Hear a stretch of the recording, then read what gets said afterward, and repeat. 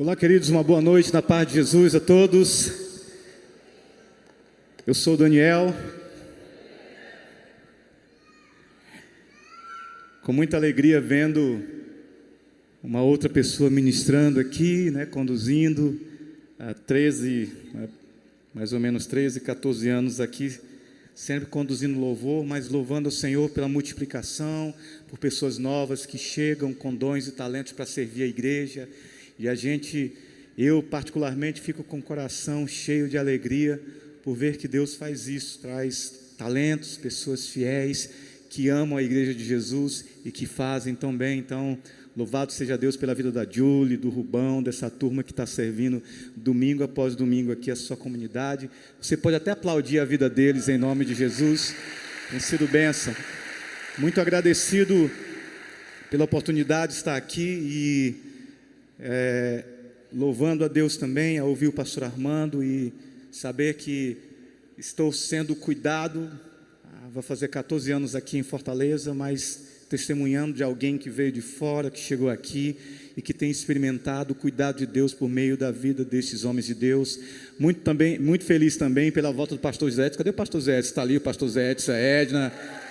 Fica de pé aí, pastor, fica de pé aí, só para a gente... Olha aí, gente. Casal amado. Pai, o pastor passou 3 meses lá no Canadá, olhando os netos, olhando os filhos, mas estava ligado, falávamos, eu acho que toda semana a gente estava se falando, pastor? E o pastor, como é que está por aí? Tem orado por vocês, tem orado pela igreja, e muito felizes por ter o pastor Edson de volta. Eu queria te convidar a abrir a sua Bíblia, por favor, em Tiago, capítulo 1, verso do 19 a 27. Tiago, se você tem sua Bíblia, por favor, abra. Se você está com seu celular, abra. Nós queremos meditar em alguns versos da palavra de Deus. Deixe aberto aí, a gente vai acompanhar a leitura destes versos. Nós estamos numa série de resoluções, é algo que ano após ano, início de ano, a gente tem sido convidado a refletir, a pensar sobre a nossa estratégia para o ano. E a gente, como igreja, como lideranças, pastores, tem se preocupado em trazer algumas reflexões diante da palavra de Deus ou por meio da palavra de Deus, para que ajude você, como membro da igreja, a tomar algumas decisões que são decisões que te levem para mais perto de Jesus, para que você se apaixone mais por Jesus. Então tivemos aqui mensagens, pastor Armando, Luizão, Bezerra, o Lucas, falaram sobre resoluções como entregar tudo ao Senhor, primícias, tomar uma decisão de realmente seguir Jesus com mais intensidade. Tivemos aí o Bezerra trazendo uma reflexão sobre eu e você, nos fazermos o próximo de alguém. Então, algo desafiador para o nosso coração. E agora eu quero trazer uma reflexão sobre Tiago. E aqui é mais ou menos isso, eu resolvo praticar, eu resolvo pôr em prática aquilo que eu tenho ouvido com o Evangelho, sobre o Evangelho de Jesus, eu decido então colocar em prática. Então eu queria te convidar para ler o texto de Tiago, capítulo 1, verso 19 a 27, está aqui no telão, se você por acaso não trouxe sua Bíblia. E a minha leitura é a leitura na versão NVT, então talvez você tenha NVI ou outra versão, ARA, enfim.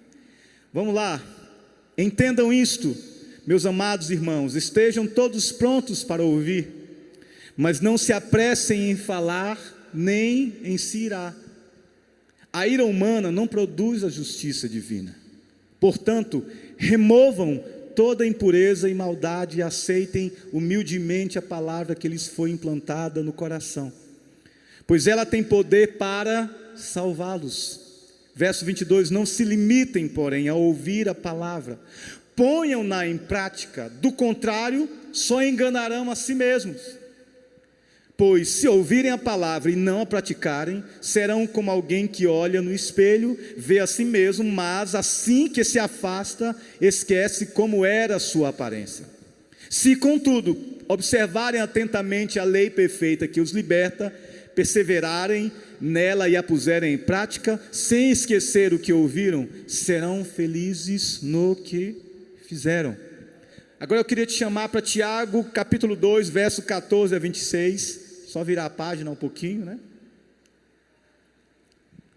A partir do verso 14, Tiago, capítulo 2, verso 14 a 26, diz o seguinte: de que adianta, meus irmãos, dizerem que têm fé, se não a demonstram por meio de suas ações?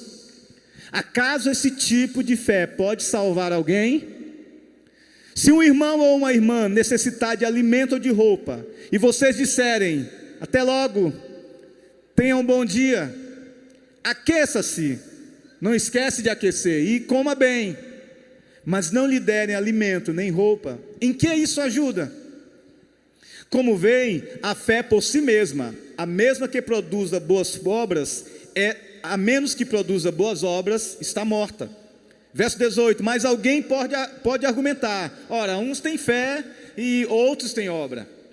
Mostra-me sua fé, sem as obras, e eu, pelas minhas obras, lhe mostrarei a minha fé. Você diz crer que há um único Deus? Muito bem. Até os demônios creem nisso e tremem de medo. Quanta insensatez! Vocês não entendem que a fé sem obras é inútil? Não lembram que o nosso antepassado Abraão foi declarado justo por suas ações quando ofereceu o seu filho Isaque sobre o altar? Como veem, sua fé e suas ações atuaram juntas, e assim as ações tornaram a fé completa. E aconteceu, verso 23, exatamente como as Escrituras dizem: Abraão creu em Deus, e assim foi considerado justo. Ele até foi chamado amigo de Deus. Vejam que somos declarados justos pelo que fazemos, e não apenas pela fé. Raabe, a prostituta, é outro exemplo. Ela foi declarada justa por causa de suas ações, quando escondeu os mensageiros e os fez sair em segurança por um caminho diferente. Assim como o corpo sem fôlego está morto, também a fé sem obras está morta. Vamos orar? Senhor, em nome de Jesus, nós nos colocamos diante da Tua palavra com um coração aberto, com temor e tremor, conscientes de que se não for o Teu Espírito abrindo o nosso coração e nos dando entendimento, Senhor Deus, seremos ainda assim como mortos, não reagiremos. Então, Pai, essa noite vem com misericórdia e graça. Abre os nossos olhos, abre os nossos corações, abre os nossos ouvidos para ouvir a Tua palavra, para entender a Tua palavra e para tomar uma decisão em nome de Jesus, Senhor. Pai, eis-me aqui como um vaso imperfeito, limitado, que depende única e exclusivamente do Senhor. Eis a Tua igreja, com o coração sedento, com os olhos, Pai, vendo e com os ouvidos querendo ouvir, e age assim em nosso meio, Pai, milagrosamente, age com poder em nosso meio, ó Espírito de Deus, toma esse ambiente, Tu tem liberdade para agir e para operar em nosso meio da Tua maneira, do jeito que o Senhor quer, tudo para a Tua glória, em nome de Jesus, amém, amém. Pais de primeira viagem são extremamente bobos.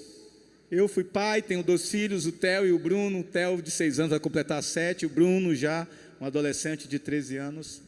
Mas eu lembro nos primeiros dias, mesmo cansado, menino dormindo, chorando o dia todo e a noite toda também. Mas nós éramos muito bobos, porque a gente ficava ali pegando o bebê, olhando, falando com ele, e quando na verdade ele não estava muito afim de mim, estava afim da mãe que dava o leite materno para ela. E o bebê, ele é assim, né? Ele já desde nascença ele não está interessado em quem você é, mas em quem você pode dar. É o pecado, né? Mas é isso mesmo. Mas somos bobos, pai bobos, que olham para os filhos e tenta ver alguma dificuldade, algum defeito. Mas uma coisa que acontece com pais de primeira viagem é, eles se preocupam tanto com os filhos, que ele fica pensando se o filho, ao dormir, está vivo ou está morto. Então ele se preocupa com isso. Ele pode estar cansado o dia todo, ele pode passar a noite cansado, ele pode não dormir, mas ele tem uma preocupação extrema em saber se o seu filhinho está bem. Então a coisa que acontece é, Ele não dormiu o dia todo e já são 2 horas da manhã e está tentando dormir. E aí o menino pega no sono, o bebê pega no sono. O que ele faz ao invés de dormir? Ele sente falta do barulho e vai lá ver se o neném está morto, ou se está vivo, ou se está respirando, não é não? Ele entra no quarto devagarzinho, ele diz, está vivo ou não está? Ele entra lá devagarzinho, e aí ele vê a barriguinha do bebê para cima e para baixo, para cima e para baixo, para cima e para baixo. O que ele constata com isso? Que o bebê está vivo e respirando. Isso traz aquele alívio. Hoje nós vamos falar de fé prática. O que é ter fé em Deus? O que é crer em Deus? O que é dizer, eu sou um filho de Deus, eu sou alguém que se converteu a Cristo? Como é que essas coisas se mostram ao mundo, a quem está ao nosso redor? Assim como essa ilustração de que como nós constatamos que o bebê está vivo, é com a barriguinha do bebê para cima e para baixo, assim é a fé em Jesus. Para que a fé em Jesus ela seja evidente, ela precisa de obras, eu preciso ver, nós precisamos demonstrar no nosso dia a dia, no nosso cotidiano. E Tiago, essa epístola de Tiago, ela trabalha justamente em cima desse tema, fé e obras. Mas antes de a gente entrar um pouquinho, deixa eu te falar um pouco o contexto, por que Tiago escreve sua carta. Tiago é o meio-irmão de Jesus, mas é interessante que Tiago não se apresenta assim. Se você ver aí no primeiro verso da carta, ele vai se apresentar como um escravo de Cristo.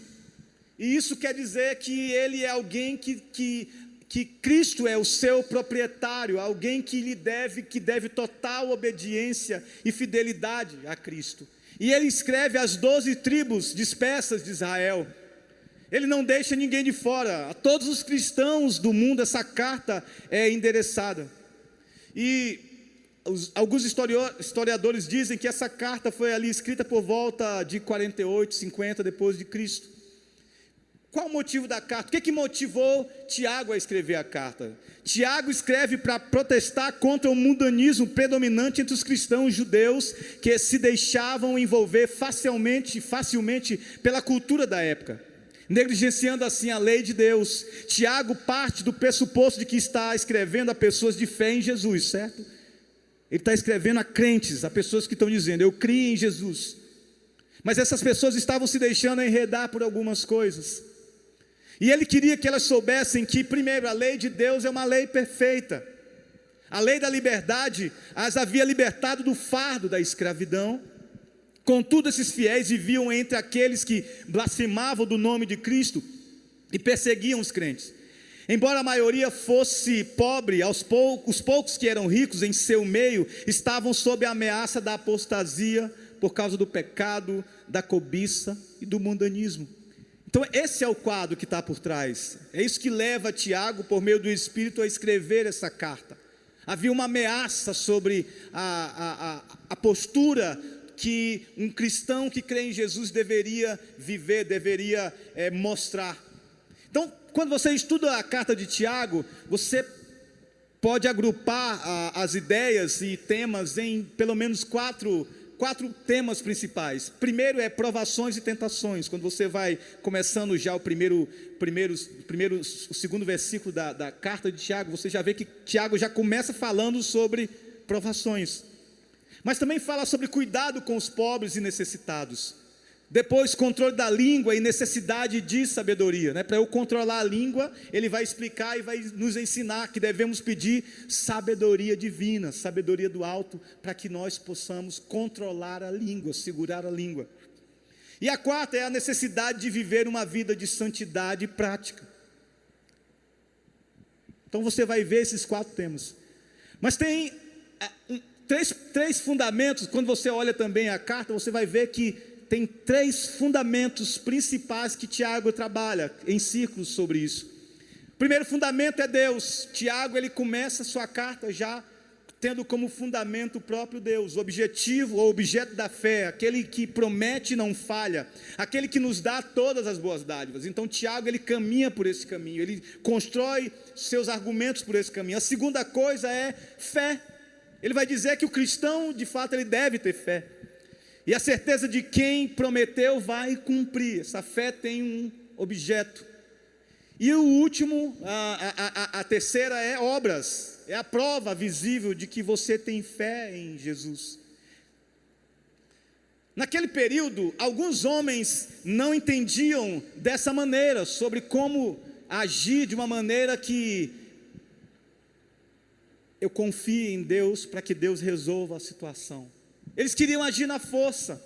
Talvez alguns zelotes judeus estavam ali querendo uma revolução, agindo na força e com violência. Eles estavam prontos para a guerra. Vamos matar, vamos reagir, vamos queimar, vamos destruir, vamos subverter. Essa era a tônica. Por causa disso, o anúncio do reino de Deus, que subverte não pela violência, mas pelo amor, estava sendo ameaçado por uma resposta inadequada daqueles que eram cristãos. A igreja estava sofrendo, Tiago tinha plena consciência disso, mas ele nos traz uma visão evangélica de como devemos responder e agir diante do sofrimento. É tanto que ele escreve: meus irmãos, considerem por motivo de grande alegria sempre passarem pelo quê? Por várias provações, porque a provação produz perseverança, e a perseverança produz um caráter aprovado. Tiago começa dessa maneira, chamando a atenção para como a ação de Deus em nós, como Deus faz agindo por meio das provações. Por quê? Porque a provação é uma ação divina em nós para nos tornar cristãos maduros por meio da perseverança. Se você está passando por provação, entenda, Deus é o teu Senhor e Ele te leva a viver isso para te fazer um cristão mais maduro nele. Não perca essa perspectiva de vista. Vamos para o texto então, Tiago capítulo 1, se está aberto aí, acompanha comigo.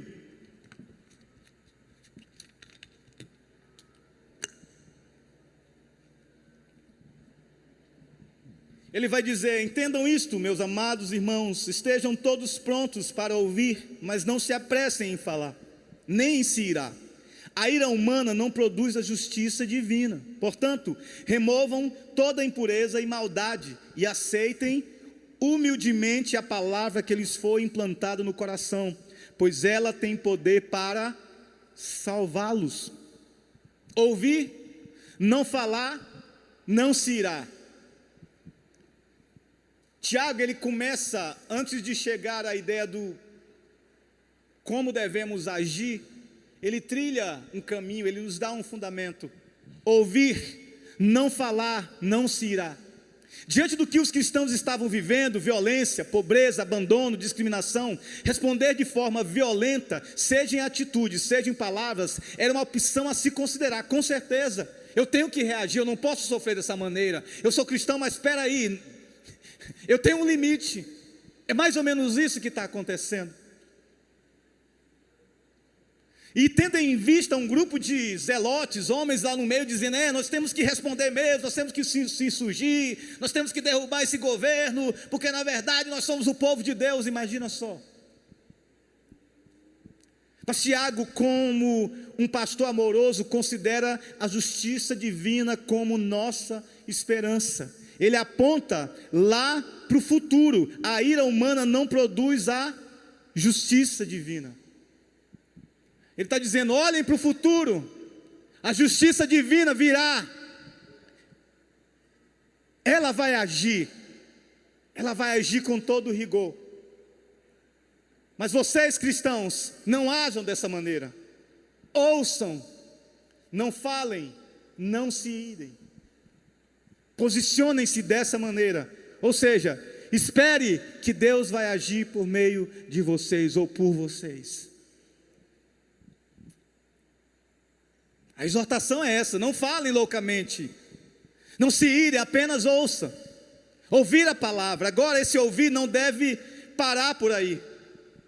Porque o Evangelho, querido, ele exige uma resposta de nós. Não é simplesmente ouvir por ouvir, mas é ouvir para aprender, é ouvir para entender, é ouvir para que essa mensagem que eu ouço desça da minha mente e venha para o coração e me leve a agir de uma maneira que Deus quer. Ouvir, não falar, não se irá. Em Mateus 5, 14 e 16, Jesus disse: vocês são a luz do mundo. É impossível esconder uma cidade construída no alto de um monte. Não faz sentido acender uma lâmpada e depois colocá-la sobre um cesto. Pelo contrário, ela é colocada num pedestal de onde ilumina todos os que estão na casa. Da mesma forma, suas boas obras devem brilhar para que todos as vejam e louvem ao Pai que está no céu. Para que Deus pede boas obras do seu povo? Para que Deus seja louvado. Para que Deus seja louvado. Mas ele continua: portanto, removam toda a impureza e maldade. Verso 21, ele diz que devemos remover o que não presta. Como Tiago escreve para crentes que estão sendo seduzidos por um pensamento mundano, remover as obras ruins é o primeiro passo para uma renovação.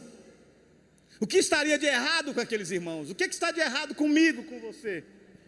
Aqueles irmãos estavam se irando, tratando os outros com discriminação, não ouvindo, falando palavras cheias de ódio, revoltados, devolvendo na mesma moeda, não compreendendo o sofrimento na perspectiva divina. Era isso que eles estavam sendo tentados a fazer, e muitos estavam fazendo isso. E aí ele vai dizer no verso 22, não se limitem, porém, a ouvir a palavra, ponham-na em prática, do contrário só enganarão a si mesmos. O verso 22 diz isso: aceitar a palavra, olhar a palavra como nossa regra de fé e prática.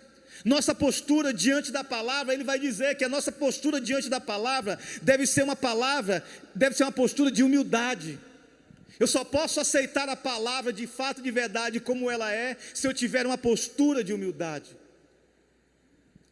Se eu reconhecer que essa palavra é uma palavra de Deus. Essa palavra tem que vir não para mim como um estudo onde eu tenho muita coisa para passar e muita coisa para ensinar, para que o meu nome seja engrandecido, de maneira nenhuma. Essa palavra, ela tem o poder de transformar as nossas vidas e nos fazer novas criaturas. Mas para eu receber essa palavra, eu preciso de uma postura. Essa postura é humildade. Eu preciso ser humilde para entender que eu dependo do Espírito Santo para entender a palavra de Deus e pôr em prática aquilo que ela me diz para fazer.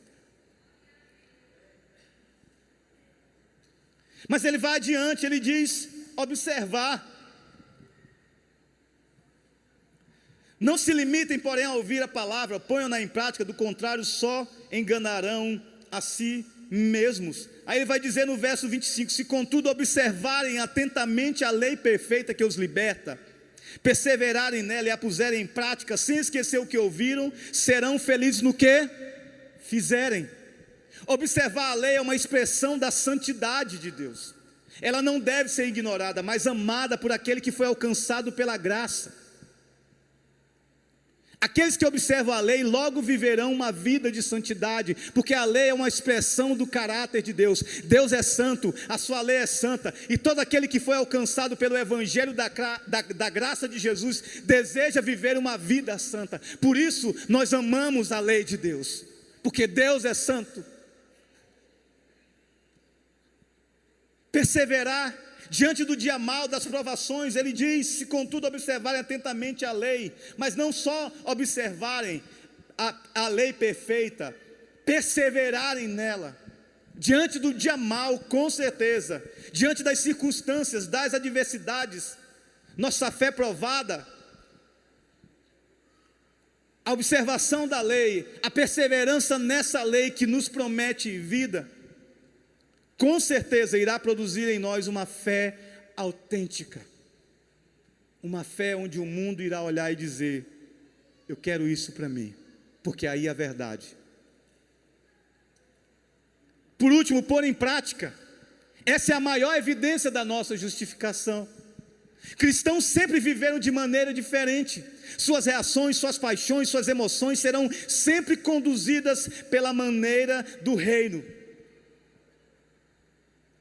Toda a nossa maneira de viver, a nossa maneira de reagir, a nossa maneira de falar, a nossa maneira de pensar, a nossa maneira de ver o mundo, ela é sempre guiada pela palavra de Deus, que nos faz ver a maneira de Deus. Por isso somos diferentes.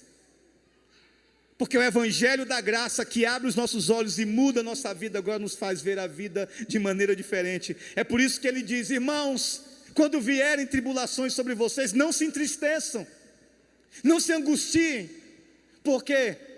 Porque é Deus quem está produzindo isso, quem está fazendo com que vocês passem por isso. Isso é uma perspectiva nova e revolucionária, irmãos. O mundo não entende isso. Quando nós olhamos isso nessa perspectiva, então nós podemos louvar a Deus mesmo diante das dificuldades, porque sabemos que tudo que estamos passando é para a glória dEle, e Ele está trabalhando em nós. Aleluia.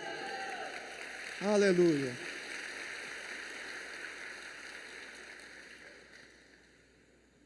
Vamos para Tiago 2, 14, 26. Nesse primeiro momento ele identificou a atitude, né? Como é que devemos agir? Mas a gente vai agora aprofundar um pouco mais. O que é que isso, para onde é que isso me leva? Para onde é que o silenciar, o não falar, o não se irar, o remover, o aceitar a palavra, o observar, o perseverar, o pôr em prática, para onde é que isso me leva? Tiago 2, 14, 26 diz: de que adianta, meus irmãos, dizerem que têm fé, se não a demonstram por meio de suas ações?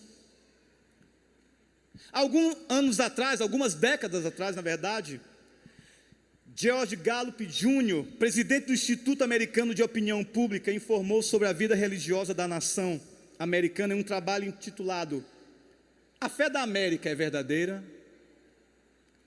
Seus estudos haviam mostrado que, primeiro, 81% dos americanos consideravam-se religiosos. 95% dos americanos acreditavam em Deus. 71% acreditavam em vida após a morte. 84% acreditavam no céu. 67% acreditavam no inferno. Grande número acreditava nos 10 mandamentos. Quase todos os lares tinham uma Bíblia. Quase todos oravam. Aproximadamente a metade dos americanos podiam geralmente ser encontrada em uma igreja nas manhãs de domingo, assim como nós nos reunimos dominicalmente. Mas Gallup também informou que, primeiro, somente uma pessoa em 5 disse que a religião era o fator mais influente em sua vida. Uma pessoa em 5. Apesar da maioria dos americanos querer educação religiosa de algum tipo para seus filhos, a fé religiosa ficou abaixo de vários outros traços característicos que os pais gostariam de ver desenvolvidos. Tá, é importante, eu quero uma educação religiosa para meu filho, mas se ele pudesse ser um doutor, ser um médico, se ele pudesse ser um cientista, se ele pudesse ser isso, se ele pudesse se afastar um tanto quanto do serviço ou de qualquer serviço ministerial, seja pastoral, seja missionário, para mim é melhor ainda.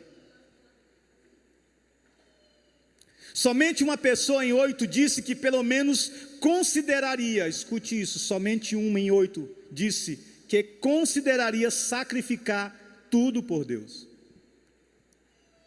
Sua pesquisa revelou que, apesar de crerem nos 10 mandamentos, revelaram ignorância a respeito deles.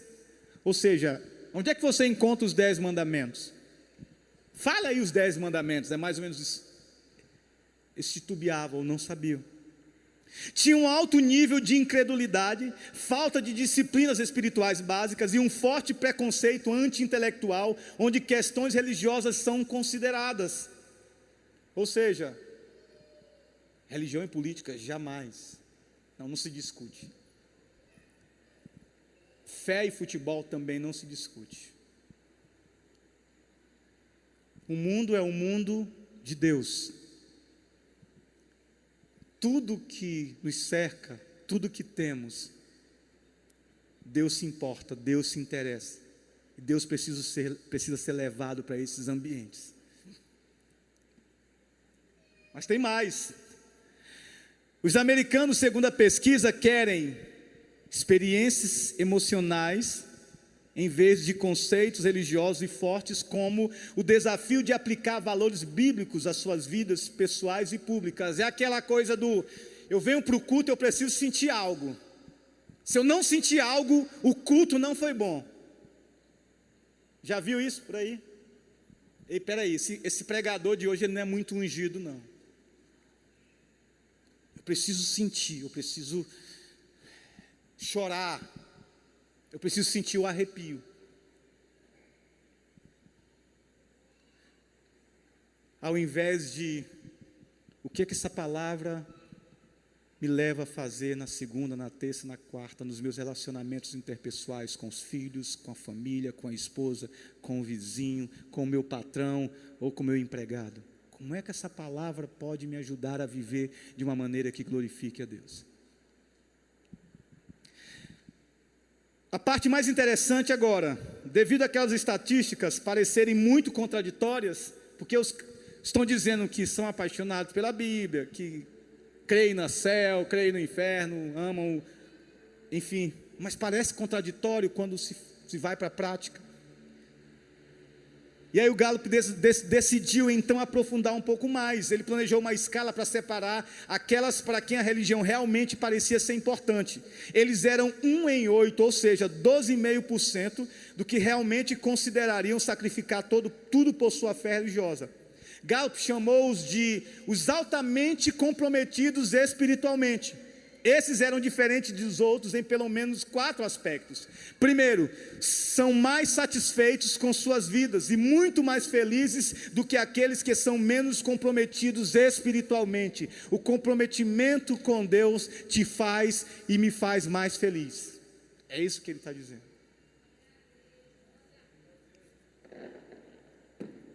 68% disseram que são muito felizes comparado a 30% dos que não são comprometidos.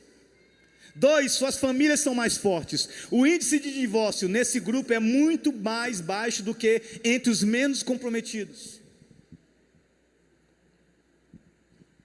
Eles tendem a ser mais tolerantes com pessoas de raças e religiões diferentes do que os que são menos comprometidos espiritualmente. E o que mais surpreendeu na pesquisa: eles são muito mais envolvidos em atividades beneficentes do que os outros. 46% dos altamente comprometidos espiritualmente dizem que estão atualmente trabalhando entre os pobres, enfermos e idosos. Esses números revelam que a religião genuína faz diferença na vida das pessoas. E o texto de Tiago, irmãos, ele nos confronta verdadeiramente com isso. Como vai a nossa prática religiosa? De fato, nós não somos salvos pelas obras, de maneira nenhuma. Mas nós fomos salvos para as boas obras. Não adianta eu declarar que eu sou salvo, que Jesus me salvou, se eu não faço nada pelo outro. Se eu não sirvo, se eu não me comprometo, se eu não estou disponível para o outro, se eu não amo, se eu não perdoo, se eu sou um cara iracundo, se eu sou enrolado com as minhas finanças, se eu dou calote para todo lado, não adianta. Essa é uma fé que possivelmente pode ser uma fé falsa, e você está vivendo uma mentira. A exortação de Tiago é: meus irmãos, não vivam dessa maneira. A fé que vocês declararam no Deus vivo, ela é poderosa para transformar vocês. Eu creio nisso, irmãos. Eu creio nisso. O Evangelho me encontrou, o Evangelho mudou a minha trajetória.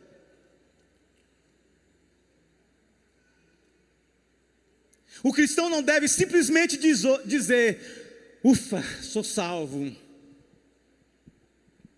Pois se essa declaração não vier acompanhada de mudança de vida, misericórdia estendida, caridade, serviço aos irmãos, lava-pés, cuidado com o outro e uma paixão transbordante por Cristo, possivelmente esta fé não passe de uma fé semelhante à fé dos demônios.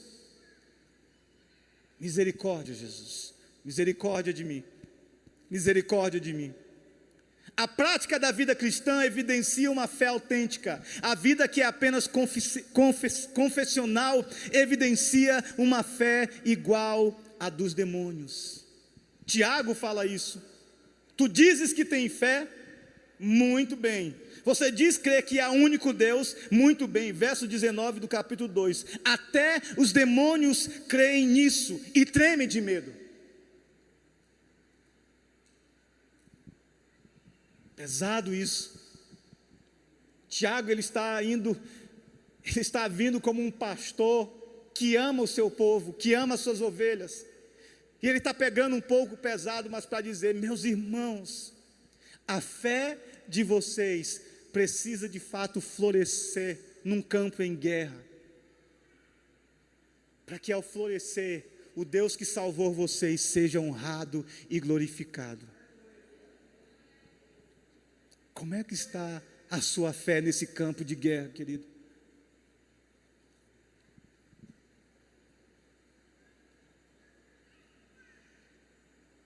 Dietrich Bonhoeffer, um pastor, escritor e mártir, escreveu um livro chamado Discipulado, onde ele defende que não há vida cristã sem um compromisso radical com as verdades do reino. Seu argumento era pôr em evidência o que significa professar uma fé abstrata, legalista e desencarnada do verdadeiro compromisso e da transformação que Jesus exige com o coração daquele que é seguidor do reino de Deus. Uma fé que não toca a alma nem a consciência. Um cristianismo sem Cristo e sem cruz é uma fé estéril, inútil e vazia, porque ao final não se sustenta. E ele chamou isso de graça barata. Ele diz: a graça barata é a pregação do perdão sem arrependimento, é o batismo sem a disciplina de uma congregação, é a ceia do Senhor sem confissão dos pecados, é a absolvição sem confissão pessoal. A graça barata é a graça sem discipulado, a graça sem a cruz, a graça sem Jesus Cristo vivo e encarnado. Nós não queremos essa graça. Nós não acreditamos nessa graça e nós não pregamos essa graça. Nós pregamos uma graça que alcança e que muda a vida de pecadores como eu e como você. Homens de Deus que agora têm uma vida em Jesus transformada, que antes eram ignorantes, que antes batiam, agora não são mais ignorantes, não batem mais, agora amam de verdade e de fato. Por quê, irmãos? Porque recebemos um Espírito que muda a nossa vida, que transforma a nossa vida e nos faz agora caminhar em santidade para com o Senhor, e faz florescer a nossa fé em meio às angústias da vida, do cotidiano. O Espírito de Deus que está aqui essa noite, irmãos, Ele trabalha em nós poderosamente. Eu creio nisso, eu creio nisso. Tiago nos exorta: de que adianta dizer que tem fé, se suas atitudes mostram outra coisa? Que tipo de fé é esta? Acaso esse tipo de fé pode salvar alguém? Imagina só. Aí Lutero, 500 anos atrás, se depara com esse texto de Tiago. E Lutero celebra a justificação pela fé. Vivia preso aos seus pecados, vivia tentando se justificar diante de Deus, fazer obras e mais obras e mais obras e mais obras, para ver se chama a atenção de Deus ou se é aceito por Deus. E ele descobre por meio do texto de Romanos, verso 1, ou capítulo 1, verso 17, que diz: as boas novas revelam como opera a justiça de Deus, que do começo ao fim é algo que se dá pela fé, como diz as Escrituras: o justo viverá por fé. Isso foi revolucionário para Lutero. Ou como ele celebrou isso, irmão, ou como ele se alegrou nisso. Ele nunca mais foi o mesmo, porque de fato ele descobriu um Deus que justifica o pecador. E a reforma aconteceu. Mas a confusão é que Lutero, quando chegou em Tiago, ele não entendeu muito bem. Depois, mais velho, claro, ele entendeu. Mas no início ele ficou espantado com o que Tiago estava explicando. Ele ficou tão escandalizado que ele chamou a epístola de Tiago de epístola de palha. Essa é uma epístola de palha para mim. Vale para nada. Mas de fato não há confusão entre Tiago e Paulo. Apesar de os mesmos usarem a expressão grega dikaiô, que é um termo justificar, mas ambos usam de maneira diferente. Preste atenção aqui. Paulo em Romanos, ele se preocupa em mostrar que estamos justificados. Tiago se preocupa em mostrar que nossa justificação dá provas e evidências.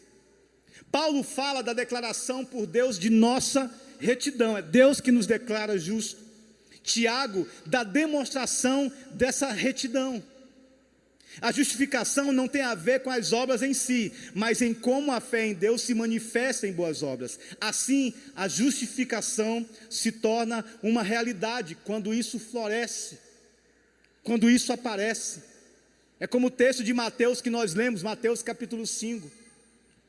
Quando essa luz, ela é revelada, mostra uma evidência de que agora não somos mais trevas, mas a luz de Deus que habita em nós e todos podem ver. Mas vamos voltar ao texto. Tiago vai dizer: não lembram que o nosso antepassado Abraão foi declarado justo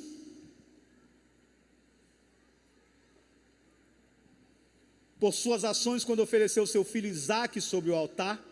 Como veem, sua fé e suas ações atuaram juntas, e assim as ações tornaram a fé completa. E aconteceu exatamente como as Escrituras dizem: Abraão creu em Deus e assim foi considerado justo. Ele até foi chamado amigo de Deus. Vejam que somos declarados justos pelo que fazemos e não apenas pela fé. Verso 25, Raabe, a prostituta, é outro exemplo. Ela foi declarada justa por causa de suas ações quando escondeu os mensageiros e os fez sair em segurança por um caminho diferente. Assim como o corpo sem fôlego está morto, também a fé sem obras está morta. Tiago associa Gênesis 15, 6, onde Deus aparece para Abraão pela segunda vez. Abraão, ele vem numa progressão. Então, capítulo 12 de Gênesis, o que acontece? Deus chama Abraão de uma terra e o manda para uma outra terra. E Abraão sai daquele lugar, mas Abraão não conhece a Deus. Ele não tem nenhum conhecimento de Deus. Ele não tem relacionamento com Deus. Mas ainda assim ele é obediente, ele ouve e diz: eu vou. Capítulo 15, Deus vem para Abraão e diz que irá fazer uma aliança com Abraão e que seus descendentes irão se multiplicar como a areia do mar. Deus faz isso com Abraão.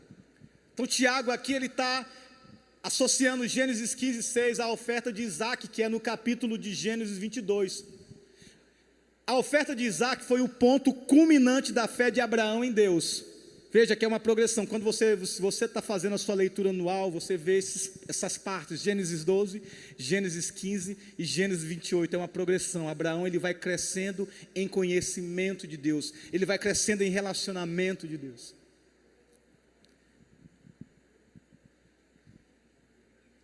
Mas segundo a oferta de Isaque foi o ponto culminante da fé de Abraão em Deus, não só de acordo com a tradição judaica, mas segundo a própria narrativa de Gênesis. Deus fez uma aliança com os descendentes de Abraão, porque o amou e lhe fez uma promessa, como diz em Deuteronômio 7, 7, 9. A promessa que Abraão aceitou pela fé e, portanto, obedeceu. Deus aceitou essa fé obediente, que é em Gênesis 26. Esse tipo de fé não equivale, no entanto, à ideia moderna de que fé é uma oração feita uma vez por todas. Sabe aquela oração que diz: rapaz, faz oração aí de fé? Aí o cara faz uma oração de fé, um minutinho, mas nada acontece. Nenhum compromisso é assumido, nenhuma transformação. Mas ele se prende àquela oração, possivelmente por longos e longos tempos, até descobrir que a vida com Deus, ela é mais do que uma oração balbuciada. Ela é um compromisso abraçado para toda a vida. Não é isso que Tiago está falando. O que aconteceu com Abraão foi de fato que ele decidiu se comprometer com Deus. Abraão foi justificado na oferta de Isaque no sentido de que Deus mais uma vez reconheceu a fé anterior do patriarca, a fé lá do capítulo 12, sai da tua terra, do meio da tua parentela.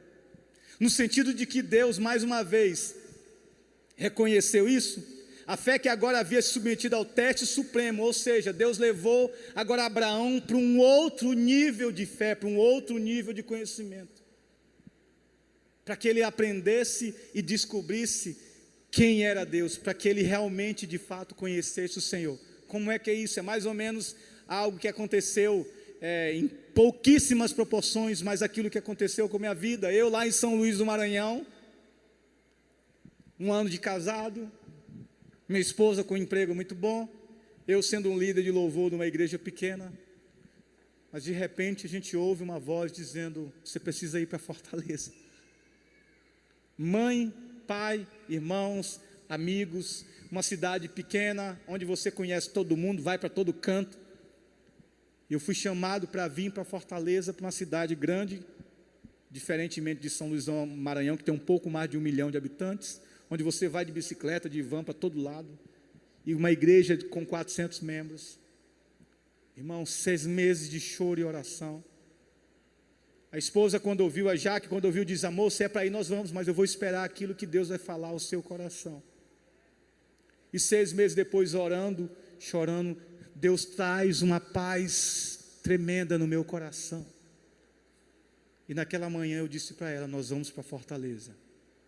Não sei o que vai acontecer, não sei o que vai ter por lá, mas eu tenho plena convicção de que Deus está nos mandando para Fortaleza. 14 anos depois, estamos aqui para a glória de Deus. Aleluia. O que aconteceu, ou o exemplo de Abraão é um pouco parecido com isso, porque Abraão é muito, muito, muito distante. Mas só para você entender que Deus leva Abraão, irmãos, de uma fé pequena, simplória, quase que desconhecendo Deus, para um momento culminante em sua vida, onde agora Abraão sabe quem é o seu Deus, aquele que pede o filho, mas que restitui, aquele que pede o filho. O maior sacrifício de Abraão é: Abraão, tu tem que entregar o teu filho a mim.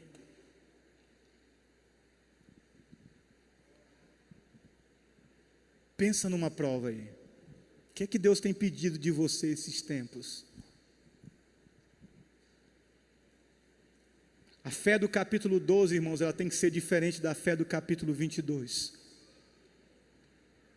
E se você tiver essa fé que é pequenininha, mas continuar crendo no Deus que te chamou e que muda a sua vida, com certeza essa fé vai mostrar evidências, vai florescer no deserto, e Deus vai ser honrado por causa do seu compromisso para com Ele. Deus nos chama para a prática, irmãos.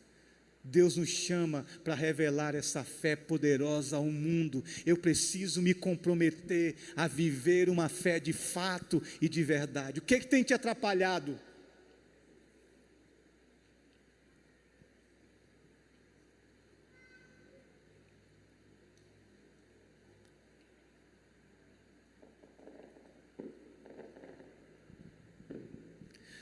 A fé surgiu a partir da crença de que o Deus que fez uma promessa a Abraão iria cumprir. Seu coração então se encheu de fé ao ouvir isto. Mas como esta fé foi evidenciada? Se comprometendo com Deus, com a sua palavra. Ele confiou verdadeiramente em Deus. Deixa eu concluir com uma história. Brother Lawrence foi um homem que decidiu viver e praticar a presença de Deus. A banda pode entrar, por favor. Ele escrevia cartas, e algumas de suas conversas foram registradas e se transformaram em um livro chamado A Prática da Presença de Deus. Brother Lawrence viveu no século 17, nasceu em French, Lorraine, serviu como soldado e foi convertido ao ver uma árvore no inverno e refletir sobre o fato de que dentro de pouco tempo sua folhagem seria renovado pelo amor e poder de Deus. Sua conversão levou ao monastério dos Carmelitas Descalços em Paris em 1666, onde foi mandado para a cozinha e encarregado dos utensílios. No início ele odiou aquele trabalho da cozinha, ele ficou com raiva daquilo dali, mas determinou-se de tal forma a andar na presença de Deus, que poderia adorar a Deus e servir os outros nas mais humildes circunstâncias. Mais tarde Lawrence veio a adorar a Deus mais na cozinha do que na catedral orando. Senhor de todas as panelas, vasilhas e coisas, faça-me um santo através de preparar os alimentos e lavar os pratos.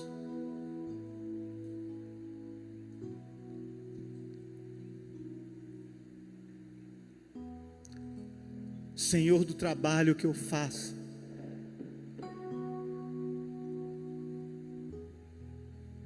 Senhor do matrimônio, Senhor da paternidade, faça-me ser um pai que te adore na criação e no cuidado com a esposa.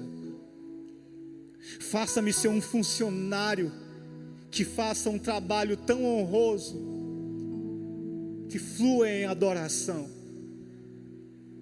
Faça-me um patrão que te ame tanto, ao ponto de não sonegar nada do funcionário, mas cuidar do funcionário como a menina dos olhos de Deus.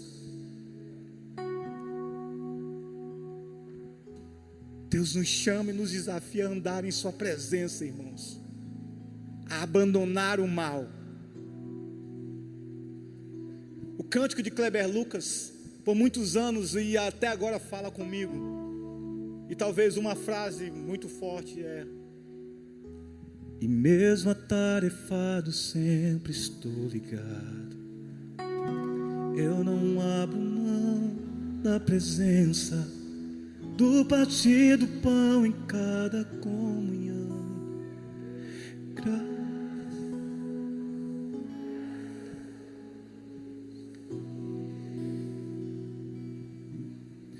Eu não posso te deixar, pois de uma coisa eu sei muito bem, a tua sombra que me guarda e a tua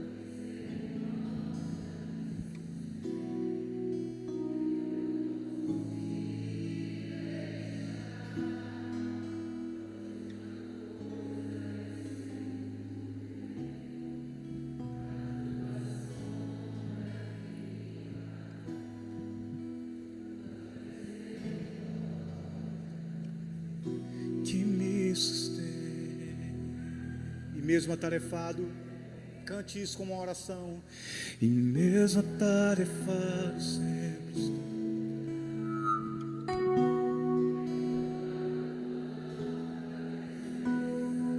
Do partir do pão em cada comunhão.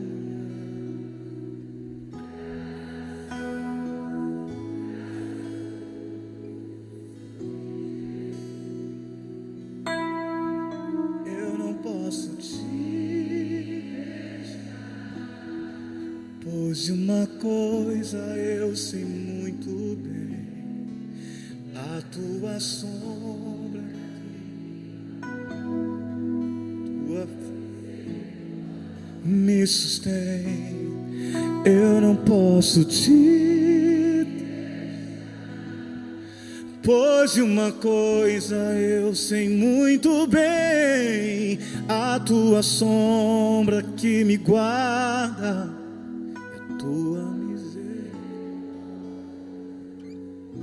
que me sustém.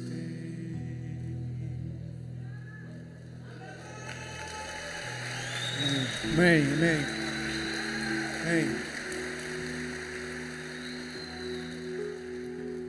O que é que Deus falou com você essa noite? O Espírito de Deus está aqui, querido, nesse ambiente aqui. Ele está aqui quebrando correntes, quebrando corações duros. Deus nos chama para viver um compromisso radical com Ele. Já chega de superficialidade. Deus nos chama para Ele, para andar na presença dEle.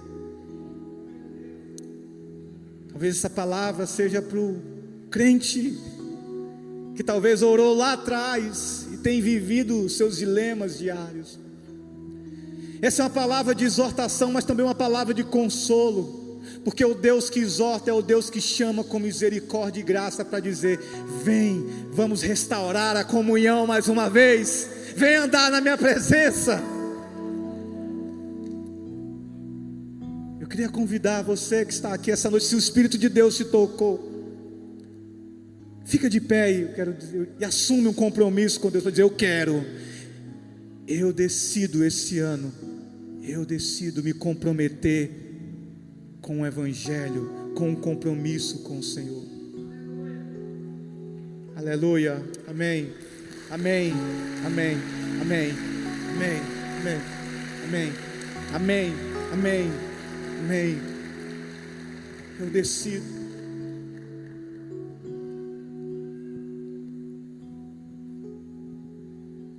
O Senhor chama você para um compromisso com Ele.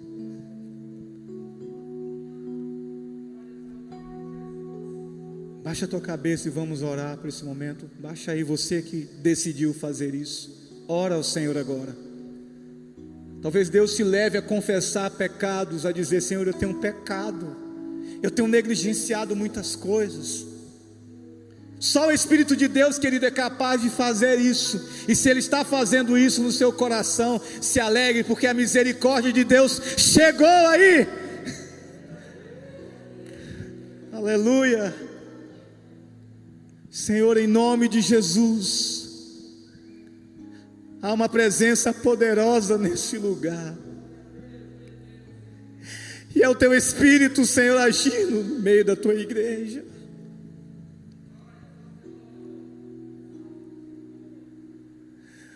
Leva-nos, Senhor Deus, a viver a intensidade da comunhão contigo, um coração que transborda de amor pelo Senhor. Tu és o Deus de aliança, que tem aliança com o teu povo, e tu nos chama para a comunhão. Então, Deus, faz isso com estes que estão hoje se comprometendo. Eu decido praticar, eu decido pôr em prática, em nome de Jesus, Senhor. Que um avivamento alcance a tua igreja, que uma renovação espiritual alcance a tua igreja, que a paixão por tua glória, que a paixão por tua palavra encontre a tua igreja, encontre esses amados, Pai. E que 2022 seja um ano revolucionário, onde eles vão viver uma vida diferente contigo, Senhor, em nome de Jesus, em nome de Jesus.